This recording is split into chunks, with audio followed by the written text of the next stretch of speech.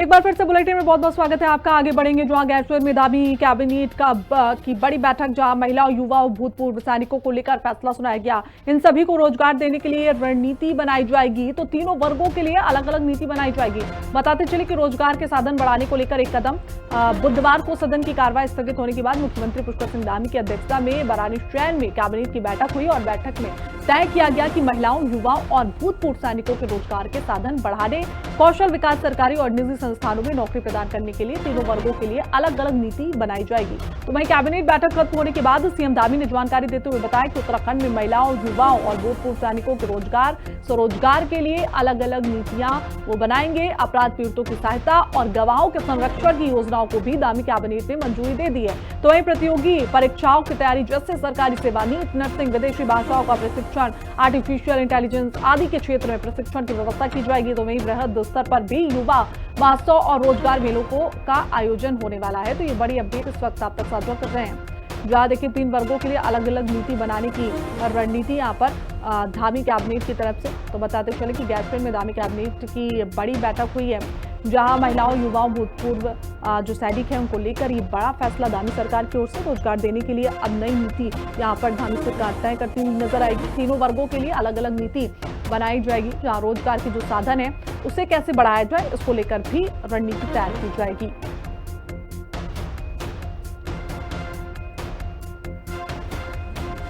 तो देखिए रोजगार देने के लिए अब धामी सरकार की तरफ से ये नई नीति तीनों वर्गों के लिए अलग अलग नीति बनाने का प्रावधान। तो ये बड़ी जानकारी इस वक्त आप तक साझा कर रहे हैं। जहां देखिए सत्र स्थगित हो गया था अनिश्चितकालीन के लिए, उसके बाद मुख्यमंत्री पुष्कर सिंह धामी की गैरसैंण में ही कैबिनेट के साथ बैठक हुई और ऐसे में तीन वर्गों के लिए अलग अलग नीति बनाने की बात यहां पर मुख्यमंत्री पुष्कर सिंह धामी करते हैं। उन्होंने कहा कि रोजगार के साधन बढ़ाने को लेकर एक नया कदम सरकार की तरफ से उठाया जा रहा है। ऐसे में जो महिलाएं हैं, युवाएं हैं, भूतपूर्व जो सैनिक हैं, उनको किस तरीके से स्वरोजगार पहुंचाना है, उसको लेकर अब रणनीति तैयार की जाएगी। तो तीनों वर्गों के लिए अलग अलग नीति बनाने के लिए कहा गया है। तो ये बड़ी अपडेट इस पर आप तक साझा कर रहे हैं। जहां देखिए महिलाओं हो, चाहे युवा हो, चाहे भूतपूर्व सैनिक हो, उनको किस तरीके से रोजगार देना है, इसको लेकर सरकार पूरी तरीके से प्रतिबद्ध है और इसी को लेकर ये बैठक की गई और ऐसे में आगे की रणनीति बनाई गई।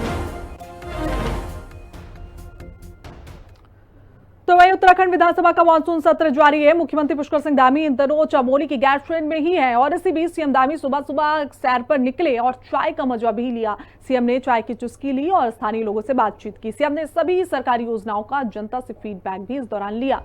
और ये तस्वीरें भी सुबह की हम आपको दिखा रहे हैं, जब मुख्यमंत्री पुष्कर सिंह धामी गैरसैंण में बाहर निकले, जहाँ एक चाय की दुकान पर पहुंचे, लोगों से बातचीत की, चाय पी।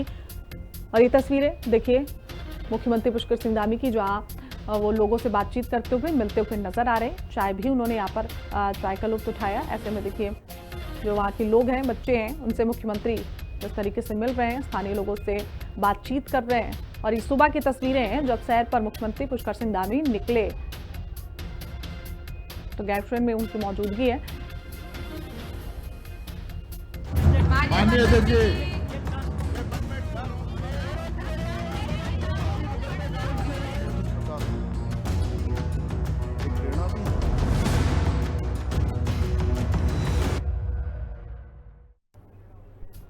तो ग्रीष्मकालीन राजधानी गैरसैंण में विधानसभा का मानसून सत्र विपक्ष के हंगामे की भेंट चढ़ गया। कानून व्यवस्था को लेकर कांग्रेस विधायकों ने जमकर हंगामा किया और सदन की कार्रवाई बार बार बाधित होती रही। तो वहीं मुख्यमंत्री पुष्कर सिंह धामी ने हाल ही की घटनाओं को निष्पक्ष जांच के निर्देश दिए, लेकिन विपक्ष ने सरकार के रवैये पर सवाल उठाए। और इस सियासी तूफान के बीच हम आपको सदन के अंदर की उस पूरी कहानी से रूबरू कराएंगे जहां राजनीति गरमाई और कई सवाल भी उठे। रिपोर्ट देखिए। हंगामे की भेंट चढ़ा गैरसैंण में मानसून सत्र। विपक्ष के बवाल पर धामी की टिप्पणी तल्ख। माननीय अध्यक्ष जी, पूरे प्रदेश में माननीय अध्यक्ष जी जंगल राज का। सुबह से धूप और बादलों के बीच आंख में चौली और दोपहर से घने कोहरे के आगोश में सिमटी ग्रीष्मकालीन राजधानी गैरसैंण के भराड़ीसैंण स्थित विधानसभा भवन में मंगलवार को मानसून सत्र के पहले दिन सियासी पारा चरम पर रहा। इस दौरान सदन ने मर्यादा तार तार होते देखी। विपक्षी कांग्रेस ने कानून व्यवस्था के उल्लंघन का आरोप लगाते हुए जमकर हंगामा किया। कांग्रेस विधायकों ने पीठ के पास पहुंचकर नारेबाजी की और विधानसभा सचिव की मेज पर लगा माइक और टैबलेट तोड़ा। उनकी मेज भी पलट दी, पीठ की ओर पर्चे भी उछाले। ये क्रम लगातार बना रहा। नतीजतन प्रश्नकाल हंगामे की भेंट चढ़ गया, जबकि शून्यकाल भी ठीक से नहीं चल पाया। स्थिति ये रही कि विधानसभा अध्यक्ष के बार बार आग्रह के बावजूद जब कांग्रेस विधायक नहीं माने तो सदन की कार्यवाही 8 बार स्थगित करनी पड़ी। कुल मिलाकर गैरसैंण में विधानसभा का मॉनसून सत्र विपक्ष के हंगामे की भेंट चढ़ गया। कांग्रेस के विधायकों ने कानून व्यवस्था के मुद्दे पर नियम 310 के तहत चर्चा की मांग को लेकर लगातार दूसरे दिन हंगामा किया, जिससे सदन की कार्यवाही अनिश्चितकाल के लिए स्थगित करनी पड़ी। मुख्यमंत्री पुष्कर सिंह धामी ने नैनीताल एवं बेताल घाट में हाल ही में हुए घटनाक्रमों को गंभीरता से लेते हुए निष्पक्ष और प्रभावी कार्यवाही के निर्देश दिए हैं। कांग्रेस को जो है राज्य के हित में कोई सरोकार नहीं है। वो चाहते तो सदन चलने देते और जनहित के मुद्दे आज सदन में रखे जाते। मुझे लगता है कि सारे विधायक चाहते थे कि सदन चले, लेकिन अब कांग्रेस पूरे देश में ऐसे करे। मुझे लगता है कि कांग्रेस को एक बार फिर विचार करना चाहिए कि राज्य के हित में उनको जो है लोकतंत्र पे विश्वास रखते हुए जब भी अब आगे सदन चलेगा उस सदन की कार्रवाई पूरी करनी चाहिए। और मुझे लगता है कि देखिए, अगर कोई भी प्रश्न अगर विपक्ष के लोग उठाते तो हम उनका जवाब देते हैं। इतनी बड़ी आपदा हमारे प्रदेश में आ रखी है, हमारी सरकार जो है लगातार काम कर रही है। हम चाहते थे कि सत्र पूरा चले। जिस हिसाब से पहले दिन उनका विरोध निकल के आया था तो ये समझ में आ रहा था कि चलिए उन्हें एक दिन विरोध में निकाला, लेकिन दूसरे दिन की यानी कि आज की अपेक्षा नहीं थी कि वो दूसरे दिन भी जो है सदन को आक्रोश की भेंट चढ़ा देंगे। मैं समझती हूँ बहुत दुर्भाग्यपूर्ण रहा है और कांग्रेस के विधायकों का, आखिरकार वो विधायक है, जनप्रतिनिधि हैं, जनता से जुड़े हुए लोग हैं, जनता ने उन्हें चुन के यहाँ पे भेजा है। तो मुझे लगता है कि विधानसभा में जो महत्वपूर्ण कार्रवाई होनी चाहिए, जिसके लिए हम सब लोग सदन में आते हैं, यानी कि बहुत महत्वपूर्ण प्रश्न होते हैं, जनहित में बहुत महत्वपूर्ण विधेयक होते हैं। जहां सीएम धामी हर घटना पर सख्त कदम उठा रहे हैं, तो वहीं दूसरी ओर विपक्ष का हंगामा लगातार जारी है। मुख्यमंत्री ने कहा है कि इस बारिश और आपदा की स्थिति में भी विपक्ष ने सदन चलने नहीं दिया, जो दुर्भाग्यपूर्ण और निंदनीय है। वहीं विपक्ष ने सदन स्थगित होने के लिए सरकार के अड़ियल रवैये को जिम्मेदार ठहराया। हम समझते थे कि नेता प्रतिपक्ष और विधायकों पर जो है जिस तरीके से पुलिस के संरक्षण में भारतीय जनता पार्टी के लोगों ने प्रहार करने का काम किया, हम समझते थे कि विधानसभा अध्यक्ष हमारी संरक्षक को स्वतः संज्ञान लेती, लेकिन उन्होंने संज्ञान नहीं लिया और हमने 310 का कार्य स्थगन दिया, इसको स्वीकार नहीं किया गया। सत्ता पक्ष के लोग विपक्ष के सवालों से बचना चाहते हैं। भारतीय जनता पार्टी की सरकार सवालों से बचना चाहती है। जो प्रदेश के ज्वलंत प्रश्न हैं, सवाल हैं, उनके जवाब देने से कतराती रही है। सत्र छोटा, विधानसभा बहुत छोटी है, लेकिन 60 दिन तो सत्र आहूत किया जाना चाहिए, 60 दिन का सत्र होना चाहिए। लेकिन देखने को मिला है प्रतिवर्ष 10 दिन का, 12 दिन का सत्र आहूत किया जाता है और सामान्य बजट हो या अनुपूरक बजट हो, उसको पारित कराना सरकार का ध्येय है, मकसद है। और जो प्रमुख मुद्दे हैं, जो सवाल हैं, उनका जवाब देने से सरकार भागती है।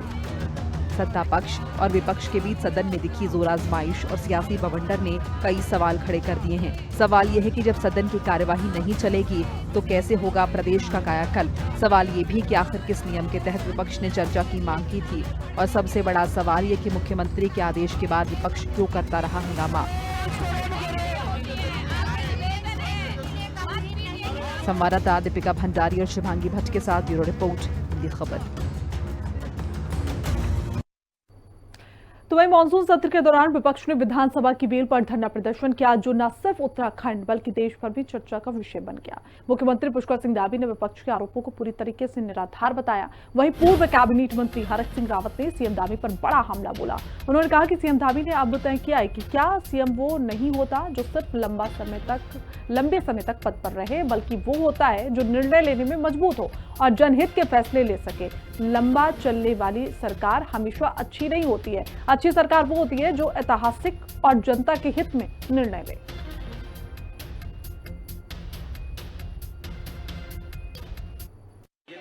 धामी ने किया ही क्या है?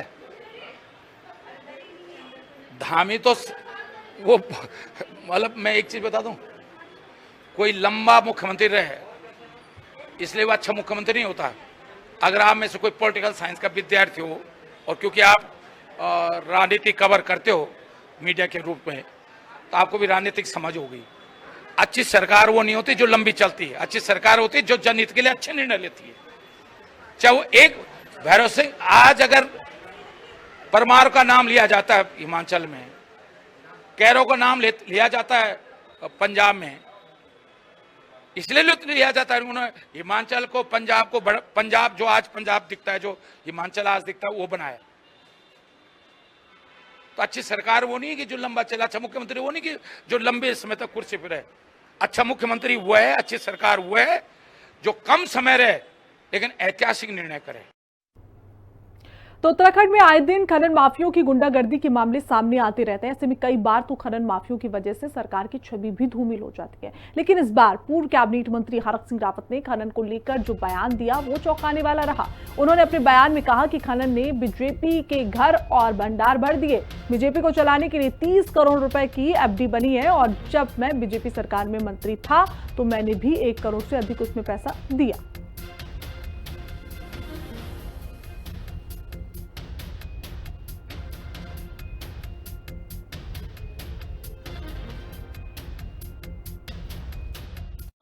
खनन नीति ने तुम्हारा घर भर दिया, तुम्हारा भंडार भर दिया बीजेपी का। और मैं सच कहूं, जो 30 करोड़ रुपया एफडी बनी है भाजपा को चलाने के लिए, मैं भी उसमें वन मंत्री था, मैंने भी 1 करोड़ से अधिक दिया उसमें पैसा। सब खनन माफियाओं से तुला के दिया मैंने भी। मेरे पे भी दोस्त है, मैं तो कह रहा हूं मेरी भी जांच होनी चाहिए। आप जांच करा लो, वो 30 करोड़ रुपया की जो एफडी बनी है भाजपा की जो 30 करोड़ की एफडी बनी है पार्टी चलाने के लिए बैंक में, उसमें किस किस ने पैसा दिया है ईडी जांच कर ले, पूरी भाजपा जेल में होगी अगर ईडी ईमानदारी से जांच कर दे तो। सारे खनन माफियों से 10 मैं वन मंत्री था तो मैंने रामनगर में जाके, हल्द्वानी में जाके सब जितने खनन के ठेकेदार थे सबसे कहा 10-10 लाख के चेक लाओ। मैंने खुद कहा, मैं भी दोषी हूं उस मामले में।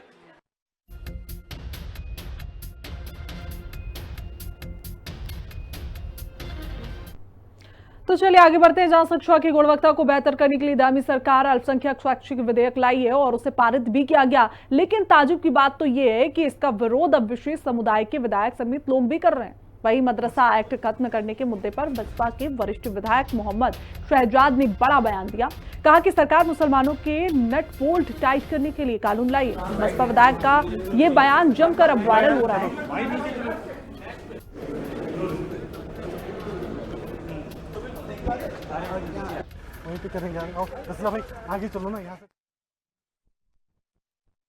उसमें धारा 14 में ये भी दिया गया है, जो शिक्षक आप रखोगे उसे आप हटा नहीं सकते। वो एक एप्लीकेशन देगा कि मेरा धर्म धारण करा रहा है, वो जेल में 20 साल के लिए। भाई थोपा जा रहा, कानून बना नहीं रहे, मानने के लिए नहीं, थोपने के लिए, हमें जेल भेजने के लिए। जो मदरसे मुल्ला मौलवी चला रहे उन्हें जेल भेजने के लिए। भाई मैं टीचर रख रहा हूँ तो मैं क्यों नहीं हटा सकता भाई? या आप तनख्वाह दो ना, आप भी तो हटा रहे जो तनख्वाह दे रहे हो। अगर मैं तनख्वाह दूंगा तो हटा सकता हूँ। सिर्फ मुसलमान के नट बोल्ट टाइट करने के लिए, इससे ज़्यादा उसमें शिक्षा नहीं मिलेगी। मैं आप लिख लो इसे। भाई उसमें पारसी होंगे, ईसाई होंगे, सिख होंगे, बौद्ध होंगे, जैन होंगे, मुस्लिम तो उसमें अंतम पायदान पाओगा। अगर और 10 सदस्य होंगे, कोई अदना सा मुस्लिम ऐसा ले लेंगे छीता पीटा सा, जो अपनी बात भी नहीं रख सकता, वो टीएडीए पर काम करेगा। तो वहीं दिल्ली की मुख्यमंत्री रेखा गुप्ता पर जनसुनवाई के दौरान कल हमला हुआ। ऐसे में मुख्यमंत्री पुष्कर सिंह धामी ने इस घटना की कड़ी निंदा की और कहा कि इसे लोकतंत्र पर यह हमला है। उन्होंने कहा कि ऐसे काम बिल्कुल गलत है और दोषियों के खिलाफ सख्त कार्रवाई ऐसे में होनी चाहिए। सीएम धामी ने कहा कि जनता और नेताओं की सुरक्षा जरूरी है और ऐसी घटनाओं को बर्दाश्त नहीं किया जाएगा।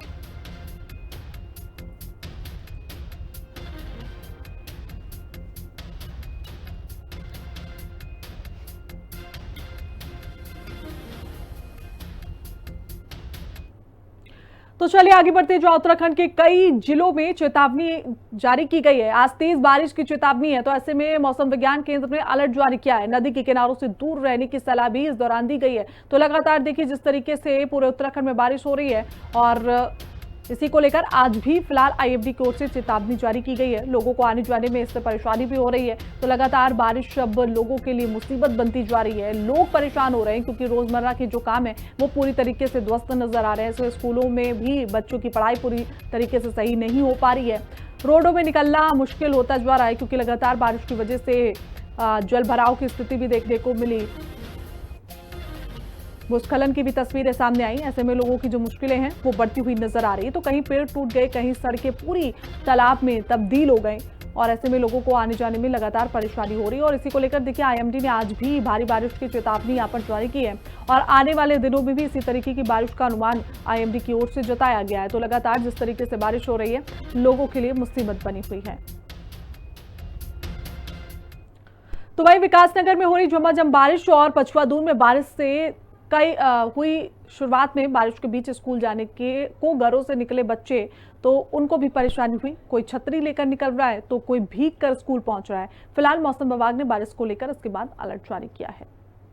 तो देखिए जिस तरीके से लगातार बारिश हो रही है ऐसे में बच्चों को स्कूल जाने में भी समस्या हो रही है। विकासनगर में लगातार बारिश हो रही है। झमाझम बारिश की वजह से पछुआदून में बारिश की शुरुआत हुई। ऐसे में बारिश के बीच स्कूल जाने को घर से बच्चे निकल रहे हैं। कोई छतरी लेकर बाहर निकल रहा है तो कोई भीगते हुए स्कूल पहुंच रहा है।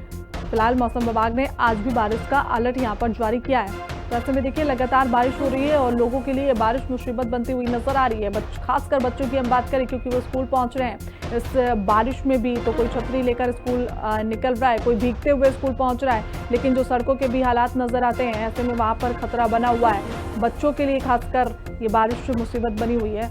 रोजमर्रा का जो जीवन है वो पूरी तरीके से बारिश की वजह से अस्त व्यस्त नजर आ रहा है क्योंकि लगातार इसी तरीके की बारिश हो रही है। और आईएमडी ने देखिए आज भी भारी बारिश की चेतावनी जारी की है और ऐसे में आने वाले दिनों के लिए भी बारिश का अलर्ट जारी किया गया है। तो ये बड़ी अपडेट इस पर आप तक साझा कर रहे हैं जहां देखिए विकासनगर में लगातार बारिश हो रही है और ऐसे में जो लोगों का जनजीवन है वो पूरी तरीके से यहाँ पर अस्त व्यस्त नजर आ रहा है। तो चले आगे बढ़ते हैं। जो गंगोत्री राष्ट्रीय राजमार्ग सोनगाड के पास सड़क अवरोध हो गई है और यमुनोत्री हाईवे स्थान नारद चट्टी के पास सड़क बाधित हुई। तो राजमार्ग को खोलने का काम यहां पर तेजी से चल रहा है। तो ये बड़ी जानकारी आप तक पहुंचा रहे हैं जहां देखिए लगातार जिस तरीके से बारिश हो रही है और उसके बाद भूस्खलन की तस्वीरें भी निकलकर सामने आ रही हैं। तो गंगोत्री राजमार्ग की ये तस्वीरें हैं जहां भूस्खलन हुआ। ऐसे में जो राजमार्ग था वो बंद हो गया है। फिलहाल उसे खोलने के लिए जद्दोजहद करी जा रही है। यमुनोत्री हाईवे स्थान नागर चट्टी के पास ये राजमार्ग बंद हुआ है। यहाँ पर देखिए भूस्खलन की तस्वीरें भी निकलकर सामने आ रही है। हालांकि रास्ते को साफ किया जा रहा है और जल्दी जो आने जाने की व्यवस्था है वो दोबारा से शुरू की जाएगी। लेकिन देखिए जिस तरीके से बारिश हो रही है और आज भी बारिश को लेकर अलर्ट जारी किया गया है। आने वाले दिनों में भी इसी तरीके की बारिश का अनुमान जताया गया है। तो वही खबर लश्कर से है जो पिछले 4 दिनों से लगातार बारिश होने की वजह से लश्कर नगर और आसपास के इलाके बाढ़ की स्थिति में है। खासतौर पर सलीमपुर, बाकल, संतनगर और आर्य समाज रोड के कई मोहल्ले में पानी घुस गया है। सैकड़ों घर के अंदर पानी घुस गया है और ऐसे में घर पूरे डूब गए और कई रास्ते भी बंद हो गए। तो लगातार बारिश की वजह से देखिए लोगों को परेशानी हो रही है। लोगों के घरों के अंदर तक पानी भर गया है। ऐसे में जो लोगों की ड्राइंग रूम है उनके अंदर तक पानी भर गया है। अब लोगों को परेशानी हो रही है क्योंकि लगातार बारिश हो रही है और ऐसे में आज भी आईएमडी ने भारी चेतावनी जारी की है और आज भी स्थिति ऐसी ही कुछ नजर आएगी। तो फिलहाल आपको बताते चले कि जो लोगों के घरों के अंदर तक पानी घुस गया, सड़कें अब तालाब में तब्दील होती नजर आ रही हैं। जगह जगह से भूस्खलन की तस्वीरें निकल के आ रही हैं। तो ऐसे में जो लोगों का जनजीवन है वो पूरी तरीके से अस्त व्यस्त नजर आ रहा है। तो अब भारी बारिश से लोगों की मुश्किलें बढ़ती हुई नजर आ रही हैं। खासकर बच्चों की बात करते हैं, स्कूल जाते हैं और ऐसे में बच्चे भी परेशान हो रहे हैं। स्कूलों की छुट्टियां भी देखिए कुछ दिनों के लिए घोषित की गई थी लेकिन बारिश का दौर इसी तरीके से है।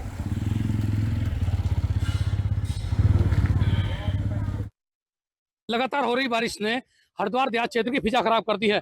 कई ऐसे इलाके हैं जो जल भराव से परेशान है। यानी कि ये कहा जा सकता है कि अगर लक्ष्मण नगर की बात करें तो लक्ष्मण नगर के भी कई मोहल्ले अतिवृष्टि की वजह से ज्यादा दिक्कत में आ गए हैं। खास तौर पर सलेमपुर बक्काल यानी जो संत कॉलोनी है या फिर आर्य समाज रोड, इन मोहल्लों में कई ऐसी बस्तियां हैं जो पूरी तरह से जलमग्न हो गई हैं। आप देख सकते हैं कैमरे की नजर से हम मौजूद हैं। आज नगर प्रशासन खासतौर पर अधिशासी अधिकारी कामिल हसन और नगर पंचायत अध्यक्ष संजीव नीटू भी मौजूद हैं, जो नगर पालिका के अध्यक्ष हैं। उनसे बात भी करेंगे अभी तक कहाँ कहाँ वो पहुंचे हैं और क्या स्थिति है। संजीव जी, एक बात बताइए कि जिस तरह से इस बार अतिवृष्टि ने पूरी बर्बादी कहानी लिखी है, मैं देहात क्षेत्र से हटके बात कर रहा हूँ, केवल नगर की, आपने अभी तक किन किन इलाकों का दौरा किया है, कैसी स्थिति? मैं तो देख रहा था कि फ्लड ही फ्लड दिखाई दे रहा है। अभी हमने जहाँ पर दौरा किए है, करीब 5-6 वार्ड हैं जहाँ पर हमने दौरा किए हैं, यहाँ पानी की दिक्कत ज्यादा हो रही है। हालांकि इस बार नालों की सफाई वगैरह हमने पहले बहुत अच्छी तरह से टाइम से करा दी थी, उसका लाभ भी हमें मिल रहा है, लेकिन बारिश ज्यादा है और दूसरी बात पथरी का जो ओवरफ्लो है ना, उसकी वजह से बहुत दिक्कत आ रही है। खेतों का पानी रिस्क भी 6 नंबर वार्ड में अब आप देख रहे हैं बहुत ज्यादा पानी आ रहा है, और इसकी निकासी के लिए जितना भी हम संभव प्रयास हम कर भी रहे हैं। और हमारी, बल्कि आपके माध्यम से मैं सरकार से भी निवेदन करता हूं कि इसके लिए कुछ चौड़े नाले की व्यवस्था की जाए, कुछ ऐसी व्यवस्था की जाए कि ताकि यहाँ के जो लोग हैं जो परेशान होते हैं, चाहे व्यापारी हैं चाहे कॉलोनी के लोग हैं, वो इस आपदा से बच सकें। अभी तक कोई वैसा नुकसान तो नहीं है, क्योंकि घरों में पानी है। जिस तरह कह रहे थे कि पहले ही एक बार जब लोगों को अलर्ट पर रखा गया था, तो सामान तो लोगों ने अपना समेट लिया था। हाँ, लेकिन जितना पहले नुकसान हुआ था ऐसा नुकसान नहीं है, लेकिन फिर भी कुछ लोगों का नुकसान तो देखो, कुछ लोगों का नुकसान है। कह रहे कि नुकसान तो है, आप देख सकते हैं, एक बार दिखाइए आप जरा। ये पूरा मार्ग है जो मेन बाजार को जोड़ता है, और आपने देखा होगा कि अभी तक देखिए जो बाइक या फिर दूसरे वाहन आ रहे हैं तो वो पूरी तरह से यानी कि आधे पानी में डूब कर आ रहे हैं। और ये स्थिति इधर नहीं, इधर भी देखिए आप, ये पूरा मार्ग जो है ये भी पूरी तरह से जलमग्न है। हम आपको एक बात और बताना चाहेंगे कि इस बार लक्सर क्षेत्र में अगर पूरे क्षेत्र की बात करें तो तकरीबन 30-35 गांव ऐसे हैं जो बाढ़ से प्रभावित हैं। उनकी कृषि भूमि पूरी तरह से पानी में डूबी हुई है। वो गंगा नदी और सोलह नदी का स्तर है, और ये पथरी नदी की वजह से नगर में इस तरह की स्थिति बनी हुई है। लेकिन जैसे जैसे बादल यानी मानसून सत्र खत्म समापन की तरफ होता जा रहा, ऐसे ही लोगों को राहत मिली शुरू हो जाएगी। जब तक बारिश होती रहेगी तब तक स्थिति बनी रहेगी। नगर प्रशासन अपनी तरफ से कोशिश कर रहा है, ये दावे भी हैं कि आने वाले 1-2 दिन में तमाम जल भराव समस्या खत्म की जाएगी। लेकिन यदि फिर बारिश हुई, अतिवृष्टि हुई, तो फिर समस्या बनेगी। और ये जब तक मानसूनी सत्र यानी मानसूनी बारिश जारी रहेगी तब तक ये अवस्था यानी ये हालात बने रहेंगे। जसवीर सिंह, ग्राउंड जीरो, हिंदी खबर, लक्सर। तो चले आगे बढ़ेंगे जहां बड़ी अपडेट मध्य प्रदेश से। मोहन सरकार अब स्वदेशी उत्पाद के लिए अभियान चलाने की तैयारी में है। सीएम ने प्रधानमंत्री मोदी के स्वदेशी अभियान की तारीफ की। ऐसे में स्वदेशी अभियान से प्रेरणा लेकर अब मोहन सरकार ये अभियान चलाने जा रही है। तो ये बड़ी जानकारी इस वक्त आप तक साझा कर रहे हैं, जहां देखिए मुख्यमंत्री डॉक्टर मोहन यादव की ओर से स्वदेशी उत्पाद के लिए अब नई पहल की शुरुआत की गई। तो सीएम ने प्रधानमंत्री मोदी के स्वदेशी अभियान से ये प्रेरणा ली, और ऐसे में अब मध्य प्रदेश में भी स्वदेशी उत्पाद के लिए अभियान को तेज करती हुई मध्य प्रदेश सरकार नजर आएगी। तो बड़ी जानकारी इस वक्त आप तक साझा कर रहे हैं। देखिए, जहां स्वदेशी अभियान के माध्यम से जो महिलाएं हैं उन्हें रोजगार मिलेगा, जो हाथ से बनी चीजें हैं उन्हें आगे प्रोत्साहित किया जाएगा। तो ये बड़ी अपडेट इस वक्त आप तक साझा कर रहे हैं।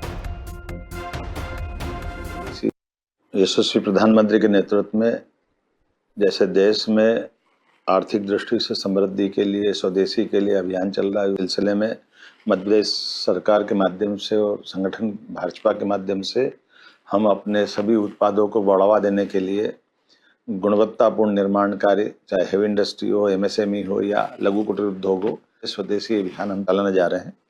उसी प्रकार से अपने उत्पाद बनने वाले राज्य के उत्पाद को हमारे ही राज्य के अंदर खपाने के लिए भी स्वदेशी के भाव को जगाने के लिए हम नीचे कई प्रकार के अभियान चलाने की योजना पे काम कर रहे हैं। स्कूल, कॉलेज, बड़े कैंपस से लगा करके नगरों के अंदर, गाँवों के अंदर इस स्वदेशी लोग अपनाए। बदलती परिस्थिति में जिस प्रकार से देश आर्थिक रूप से समृद्ध हो रहा है, वो आत्मनिर्भर भी होना चाहिए। हमारे उत्पादों को हम अपने बाजार में भी वापरें, स्वदेशी को अपनाएं, विदेशी को अवॉइड करें। इस अभियान के आधार पर हम लोग अभियान भी चलाने वाले हैं। और इसी के साथ बुलेटिन में बस इतना ही। देश दुनिया की तमाम जानकारी के लिए देखते रहिए हिंदी खबर। नमस्कार।